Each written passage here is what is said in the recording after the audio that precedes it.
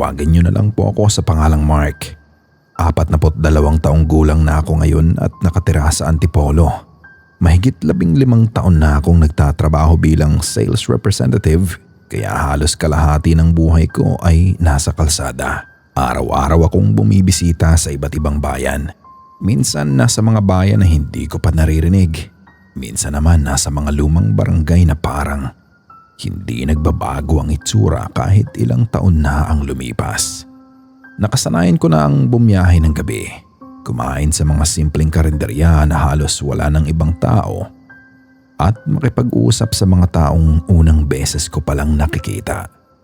Sa dami ng lugar na napuntahan ko, marami na rin akong narinig na kwento tungkol sa mga paniniwala at pamahiin ng mga Pilipino. May mga nagsasabing huwag magwalis sa gabi dahil mawawala raw ang swerte. Huwag umupo sa hagdan kapag gabi dahil mahihirapan daw mag-asawa. At marami pang iba na kadalasan ay naririnig natin mula sa mga matatanda. Para sa akin noon, bahagi lang iyon ng kultura natin. Mga kwentong ipinasa mula sa isang henerasyon papunta sa susunod. Hindi ko naman hinahamak ang mga naniniwala. Pero hindi rin ako yung tipo ng tao na basta na lang naniniwala sa mga bagay na hindi ko nakikita. Lagi kong iniisip na may dahilan ang bawat pangyayari at mas magandang hanapan muna ng paliwanag bago isipin ang kung ano-anong bagay. Pero may isang gabi na nagbago ang pananaw ko tungkol sa isang partikular na pamahiin.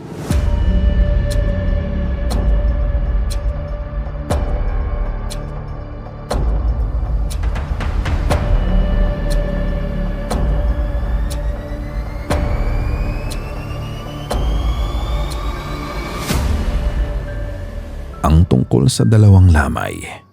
Hindi ko makakalimutan ang gabing yon dahil nagsimula lang naman ang lahat sa isang simpleng desisyon. Isang desisyon para sa akin noon ay normal lang, pero kalaunan ay pagsisisihan ko. Noong mga panahong yon, trabaho ko ang magbenta ng mga produkto sa iba't ibang negosyo. Karamihan sa mga kliyente ko ay mga may-ari ng tindahan, supplier at mga pamilyang matagal nang nagpapatakbo ng kanilang kabuhayan. Dahil madalas akong bumisita sa kanila, hindi na lang puro trabaho ang naging relasyon namin. Nakilala ko sila bilang mga tao.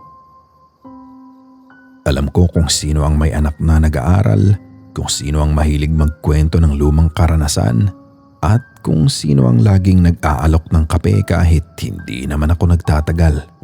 Isa sa mga naging malapit kong kliyente noon si Mang Ruben. May maliit siyang hardware store sa isang bayan na halos 2 oras ang layo mula sa amin. 10 taon na rin kaming magkakilala.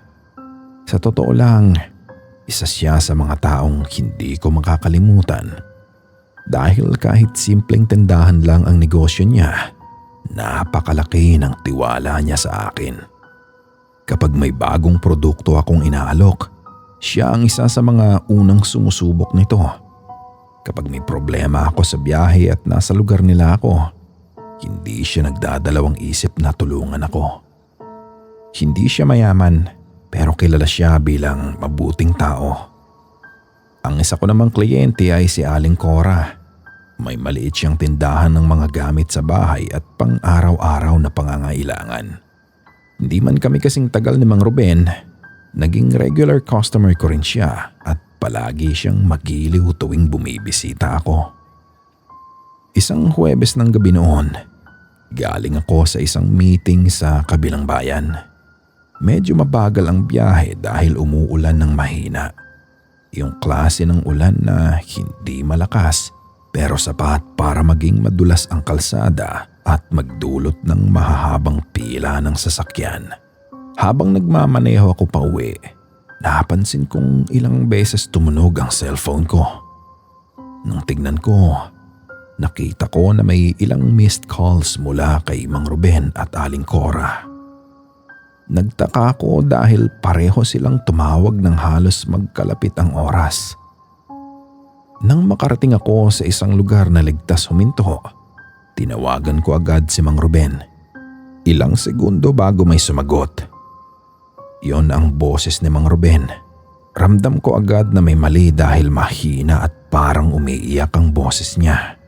"Pare, pasensya ka na kung tinawagan ka namin," sabi niya.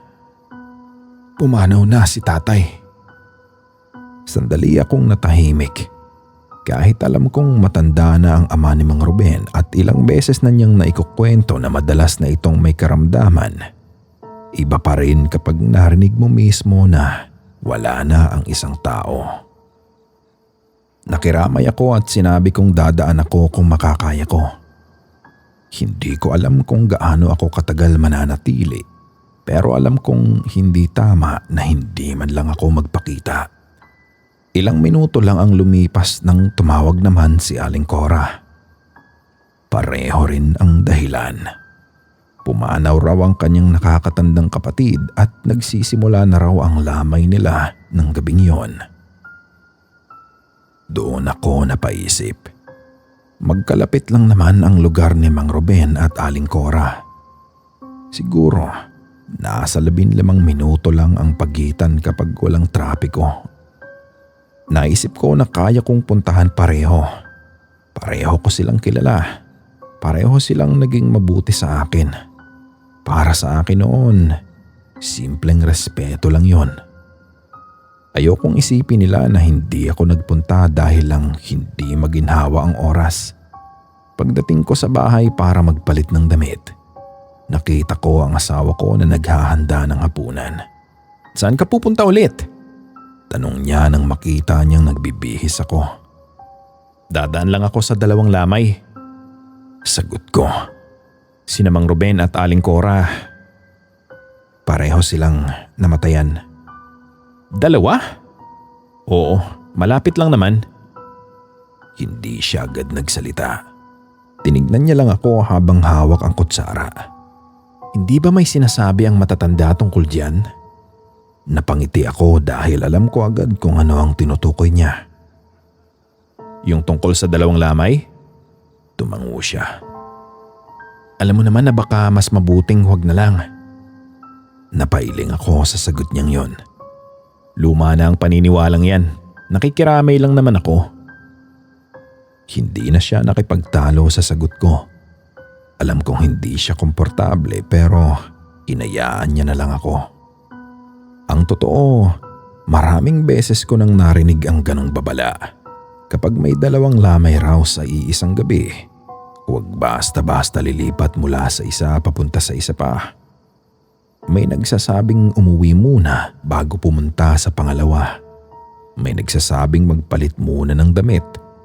May nagsasabing may maaaring sumunod kapag hindi ito ginawa. Pero dahil hindi ko naman nakita o naranasan ang ganoong bagay, hindi ko iyon binigyan ng malaking halaga. Bandang 9:00 na ng gabi nang makarating ako sa unang lamay. Sa tapat ng bahay ni Mang Ruben ay may malaking tolda na may mga plastik na upuan. Sa gilid ay may mga taong nag-uusap ng mahina. May ilang naglalaro ng baraha para magpalipas ng oras. At may mga batang nakatulog na sa mga upuan habang hinihintay ang kanilang mga magulang. Ganoon talaga ang mga lamay sa probinsya.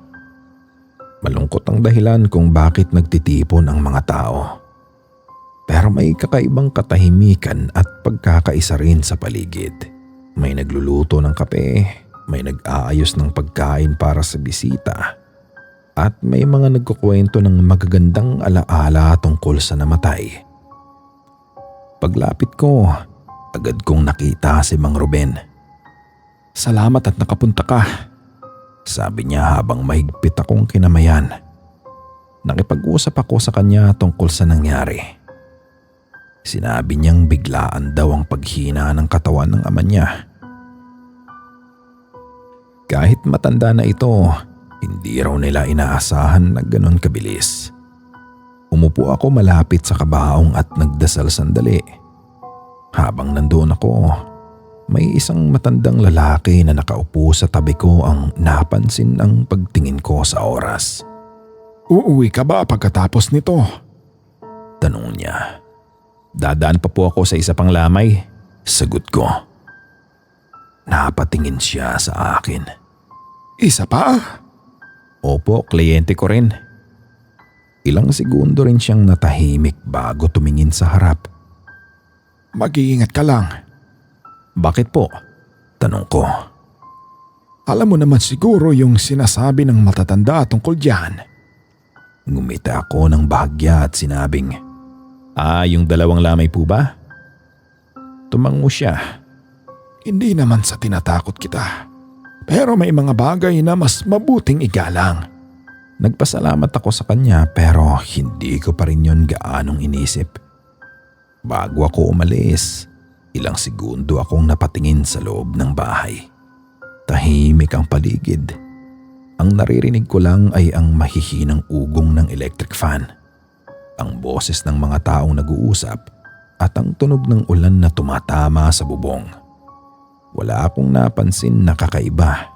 Walang kakaibang pakiramdam at walang anumang senyales na may mali. Kaya lalo akong naging kampante. Mula roon, dumiretso ako sa pangalawang lamay.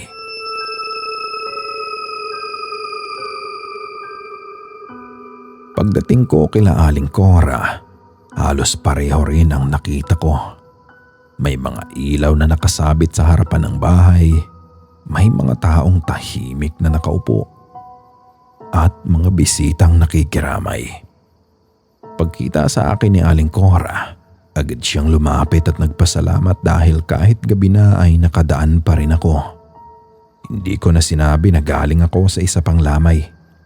Hindi ko naisip na kailangan pang banggitin iyon. Para sa akin kasi wala naman yung kahulugan. Umupo ako roon ng halos 1 oras. Nakinig sa mga kwento tungkol sa buhay ng kanyang kapatid. Nakipagkwentuhan sa ilang tao. Uminom ng kape na inihanda nila. Normal lang ang lahat ng yon. Walang kakaiba. Pero bago ako tuluyang umalis, isang matandang babae na kapitbahay ni Aling Cora ang lumapit sa akin habang papunta na ako sa sasakyan. Anak, tawag niya. Po? Galing ka ba sa ibang lamay bago pumunta rito? Nagtaka ako kung bakit niya naitanong. Opo, bakit po? Hindi siya agad sumagot. Tumingin muna siya sa loob ng bahay kung saan naroon ang kabaong. Saka bumalik ng tingin sa akin at sinabing, Wala naman, nagtatanong lang. Pero bago siya tuluyang lumayo, sinabi niya ang isang bagay na hindi ko agad naintindihan noon. Kung maaari, huwag ka na sanang dumaan sa iba pagkatapos nito. Tumango lang ako bilang paggalang. Hindi ko alam kung bakit ganoon ang sinabi niya. Hindi ko rin alam kung bakit ilang matatanda na ang nagbabala sa akin ng gabing yon. Sumakay ako ng sasakyan at umuwi. Habang nagmamaneho ako pa uwi, iniisip ko pa rin ang mga sinabi nila. Pero sa huli, pinili kong isipin na bahagi lang iyon ng mga lumang paniniwala. Pagdating ko sa bahay, tahimik na ang lahat. Natulog ako nang walang kahit anong iniisip. Ang buong akala ko ay matatapos lang ang gabing iyon bilang isang normal na gabi ng pakikiramay. Pero pagsapit ng 3:00 ng madaling araw, habang tahimik ang buong bahay at halos walang tunog sa paligid, may narinig akong isang bagay na gumising sa akin. Isang tunog na hindi malakas, pero sapat para mapadilat ako. Isang katok mula sa labas ng bahay. 3 beses ang tunog na yon. Hindi ko alam kung sino iyon. Hindi ko alam kung bakit may tao sa labas ng ganoong oras. Pero ang di ko alam noon, ang simpleng katok na iyon ang magiging simula ng mga pangyayaring magpapabago sa tingin ko sa isang pamahiing dati ko lang pinagtatawanan. Noong unang marinig ko ang katok ng gabing yon, ang unang pumasok sa isip ko ay baka may kapitbahay lang na may kailangan. Hindi naman bago sa amin ang may kumatok sa madaling araw. Nakatira kami sa isang lugar kung saan magkakakilala halos lahat ng tao. Kaya kapag may emergency, may naghahanap ng tulong o may kailangang ipasuyo, normal lang na may pumunta sa bahay kahit 10 oras ng gabi. Kaya noong marinig ko ang 3 katok, hindi agad sumagi sa isip ko ang mga sinabi ng matatanda tungkol sa 2 lamay. Bumangon ako mula sa kama at tumingin sa tabi ko. Mahimbing pa rin natutulog ang asawa ko. Tumingin ako sa orasan sa ibabaw ng mesa. Eksaktong 3:00 ng madaling araw. Hindi ko alam kung bakit ko napansin yun. Siguro dahil sobrang tahimik ng paligid kaya mas naging malinaw sa akin ang bawat detalye ng gabing yun.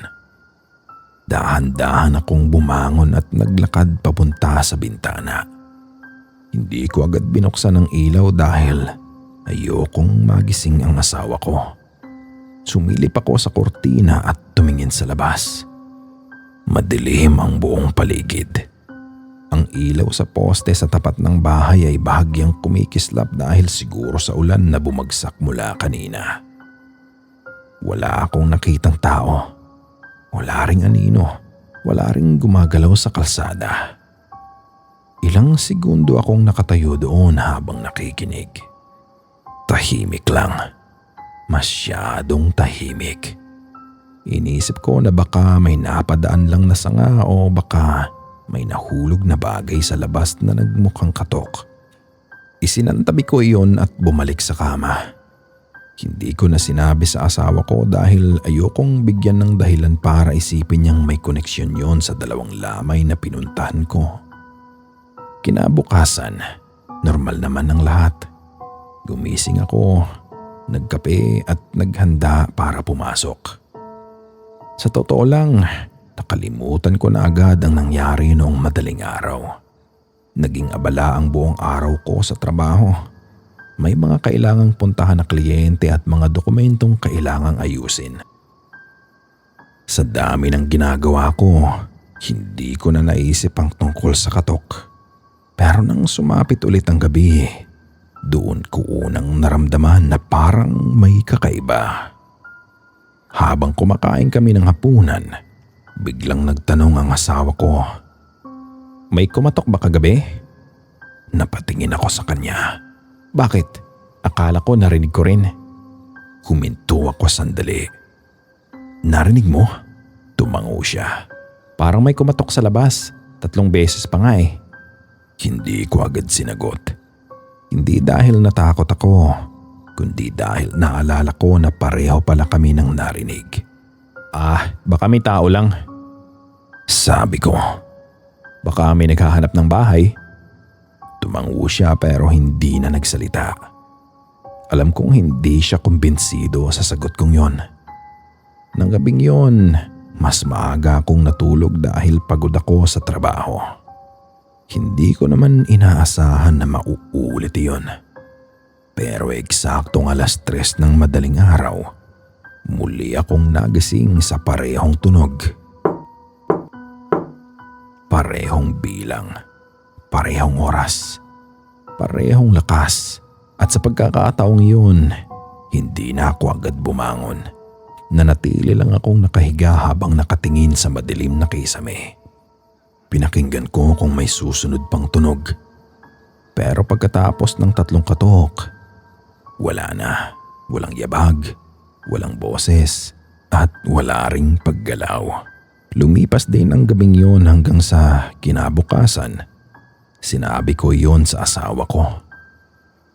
2 gabi na, sabi niya. "Baka may kumakatok talaga. Titignan ko mamaya." Sagot ko.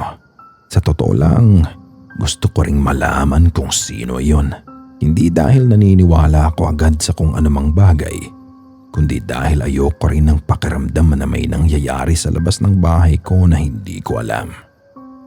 Kaya nang gabing yun, bago matulog, sinigurado kong nakasara ang gate. Sinuri ko ang kandado, tinignan ko rin kung may bagay sa labas na maaaring tumama sa bakal o pader. Wala akong makita.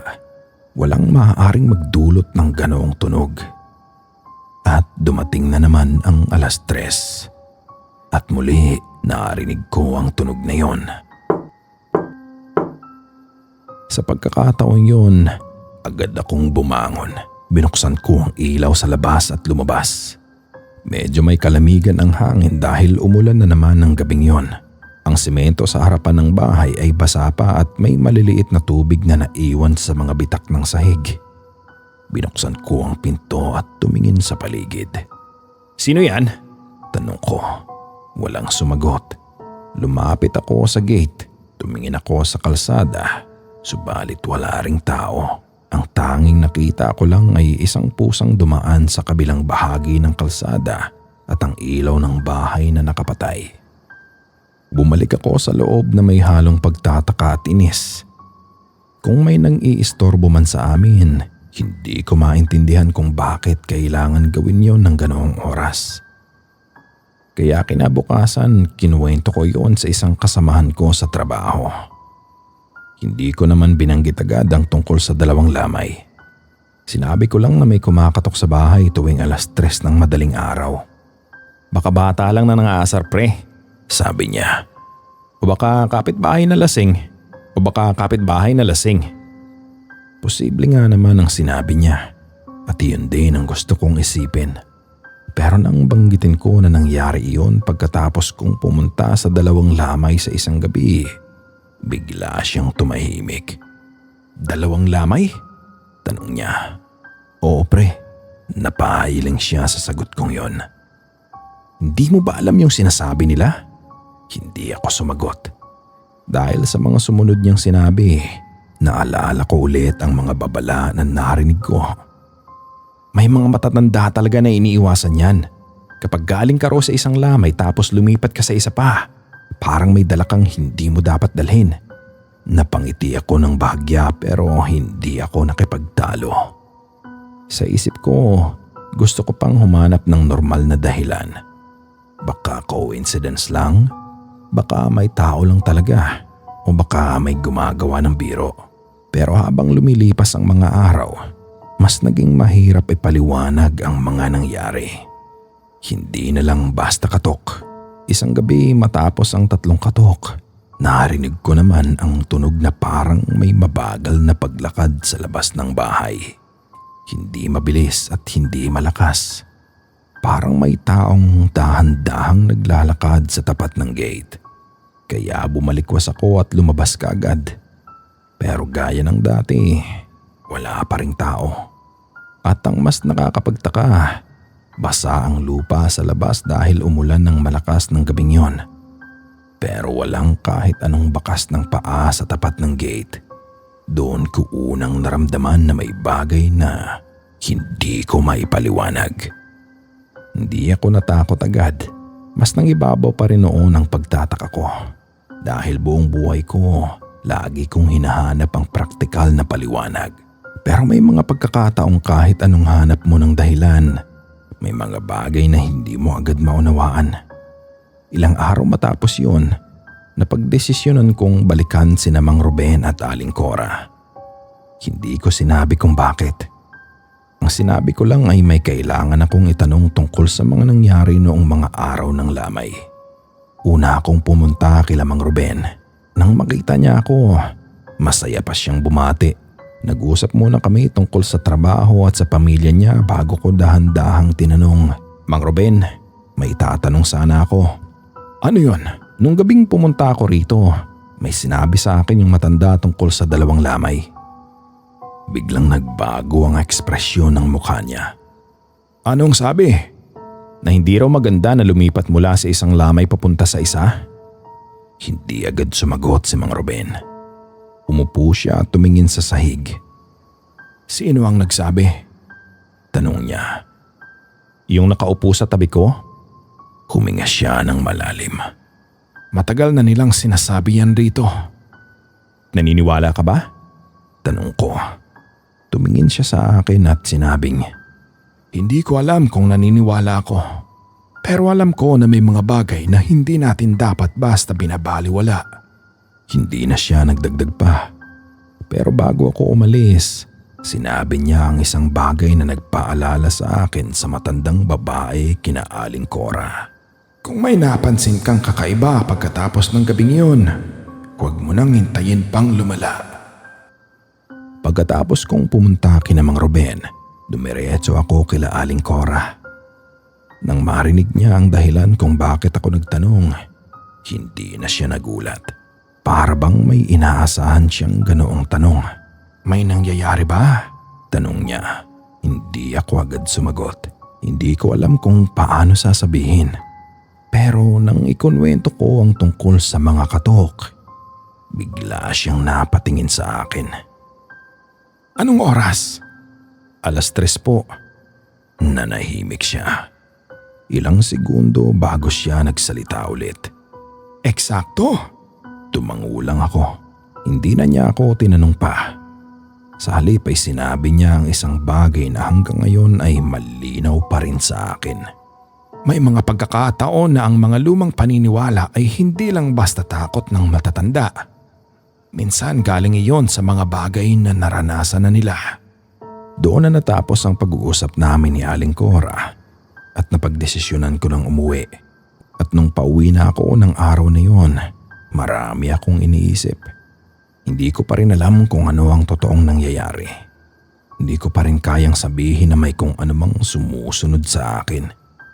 Pero isang bagay ang malinaw.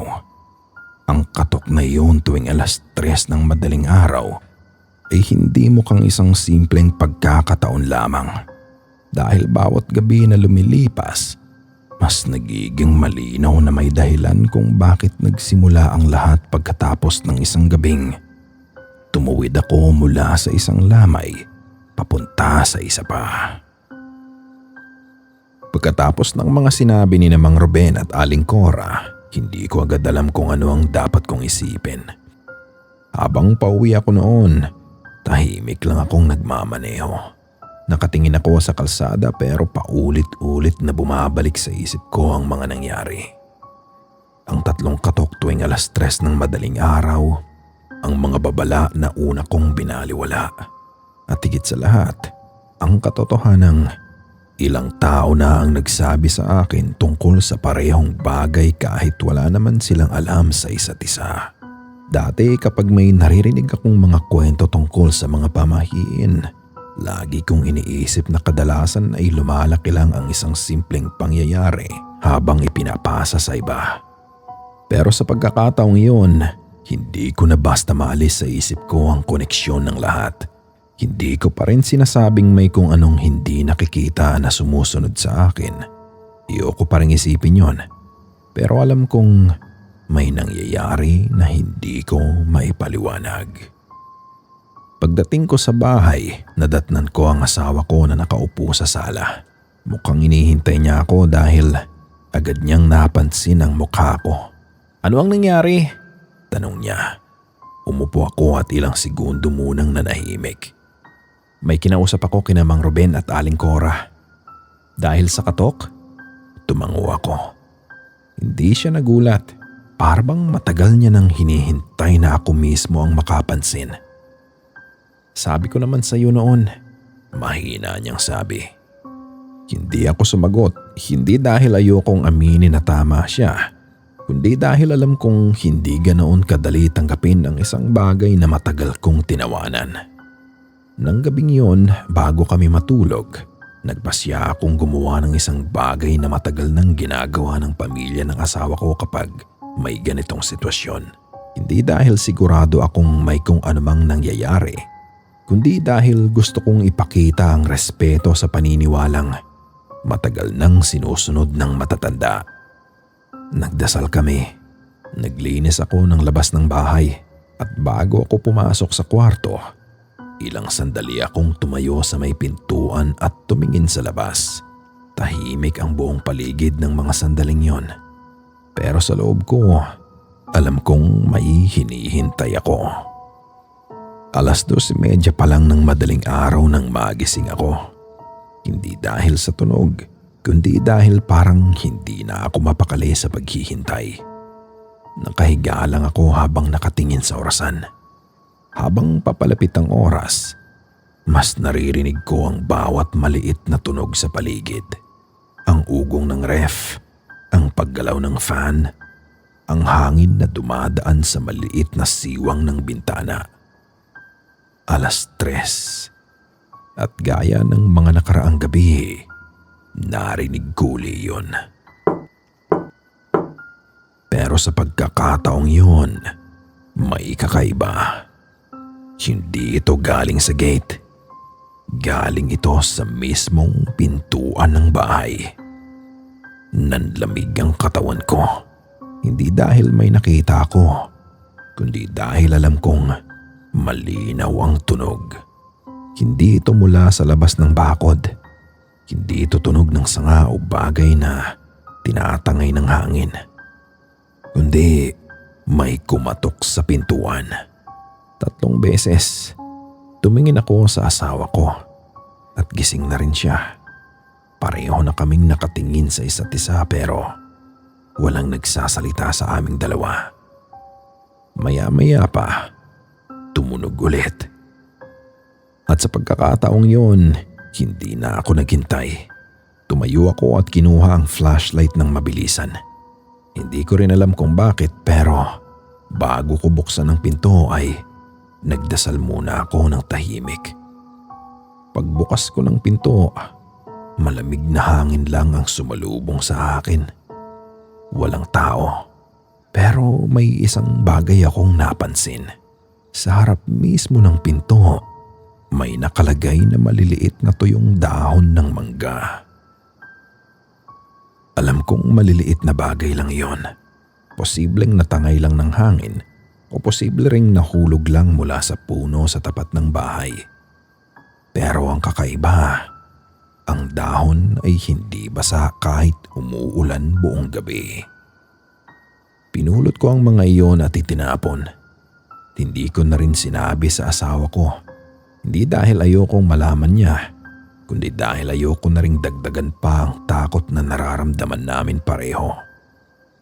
Matapos noon ay nagpalipas na kami ng gabi ng asawa ko.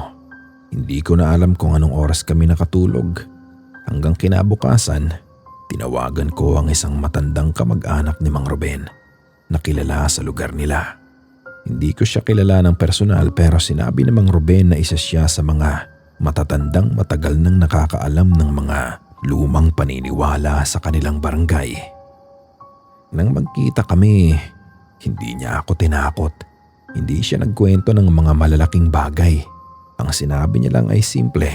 Ang dating paniniwala tungkol sa dalawang lamay ay hindi naman tungkol sa pagpapakita ng takot. Nakinig lang ako. Ang sabi ng matatanda noon, kapag may dalawang namatayan na magkalapit sa lugar, huwag daw basta maglipat ng lamay dahil bawat pamilya ay may sariling pagluluksa. May mga lumang ritual, paniniwala at respeto na sinusunod. Kaya ginagawa nilang iwasan ang paghalo ng dalawang lamay sa isang gabi. Napaisip ako sa mga sinabi niyang yon. Ang ibig bang sabihin, posible ring pinagmulan ng pamahiin ay hindi lamang tungkol sa kung anumang misteryo. Posible rin na nagsimula ito sa paraan ng matatanda noon para ipaalala ang respeto sa mga yumao. Pero nang ikinuwento ko ang tungkol sa mga katok, tumahimik siya. Eksaktong 3:00, Tumango lang ako sa tanong niya. 3 katok. Muli akong tumango at dahil doon ay hindi agad siya nagsalita. May isa ka pang kailangan gawin. Ano po? Bumalik ka sa dalawang lamay. Naggulat ako sa sagot niyang yon. Pero tapos na po yun. Hindi para sa kanila, para sa'yo. Hindi ko agad naintindihan ang ibig niyang sabihin. Ipinaliwanag niya na may mga matatanda noon na kapag hindi sinasadyang nakagawa ng bagay na hindi nila sinunod sa isang lamay, bumabalik sila para magbigay respeto. Hindi para takasan ng isang bagay, kundi para ayusin ang loob nila at ipakita na wala silang masamang intensyon. Hindi ko alam kung yun ba talaga ang dahilan kung bakit unti-unting tumigil ang mga nangyayari pagkatapos noon. Pero sinunod ko ang payo niya. Makalipas ang ilang araw, bumalik ako kina Mang Ruben at Aling Cora. Pareho silang nagulat nang makita ako. Hindi ako pumunta para magtanong at hindi rin ako pumunta para maghanap ng sagot. Pumunta lang ako para muling makiramay. Dinala ko ang simpleng pagkain bilang respeto at naupo ako sandali sa lugar kung saan dating nakalagay ang kabaong. Tahimik lang ako habang nagdarasal at tumingi ng paumanhin sa sarili kong paraan dahil hindi ko binigyan ng halaga ang babala ng mga taong mas matagal nang nakaranas ng buhay kaysa sa akin. Pagkatapos ng araw na iyon, hindi na muling narinig ang katok. Lumipas ang isang gabi, 2, 1 linggo, walang kumakatok sa 3:00. Wala rin ang tunog sa labas, walang kakaibang pangyayari. At hanggang ngayon hindi ko pa rin kayang sabihin ng buong tapang kung ano talaga ang nangyari noong mga gabing yon. Hindi ko masasabi kung may sumunod ba sa akin mula sa 2 lamay o kung may ibang dahilan ang mga narinig namin. Baka may paliwanag na hindi ko lang nakita o baka may bagay na hindi ko naunawaan. Pero isa lang ang natutunan ko. May mga pamahiin na hindi basta ginawa para manakot ng tao. Minsan may pinanggagalingan ang mga ito. Minsan ang mga lumang paniniwala ay nabuo dahil may mga taong nakaranas ng bagay na hindi nila maipaliwanag at gusto nilang ipaalam sa susunod na henerasyon kung ano ang dapat iwasan. Dahil hindi lahat ng babala ay ginawa para takutin tayo. Ang iba ay ginawa dahil may bagay na mas mabuting igalang. At mula nang mangyari yun, kapag may naririnig akong 2 lamay sa isang gabi, hindi na ako basta lumilipat mula sa isa papunta sa isa. Hindi dahil takot ako, kundi dahil natutunan ko na may mga bagay sa buhay na kahit hindi natin lubos na nauunawaan, mas mabuting pakinggan ang payo ng mga taong nauna nang dumaan sa parehong daan. Dahil minsan, ang isang simpleng babala na binaliwala natin ay maaaring maging isang karanasang hindi natin malilimutan habang buhay.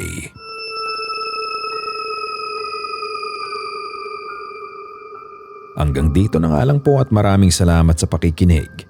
Sana'y nag-enjoy at kinalabutan din kayo sa kwentong ibinahagi natin ngayong gabi. At kung may mga kwento kayo na gustong ibahagi ay maaari nyo itong isend sa ating official email na amangilawtaleshorrorph2026@gmail.com. Ito ang Amangilaw Tales.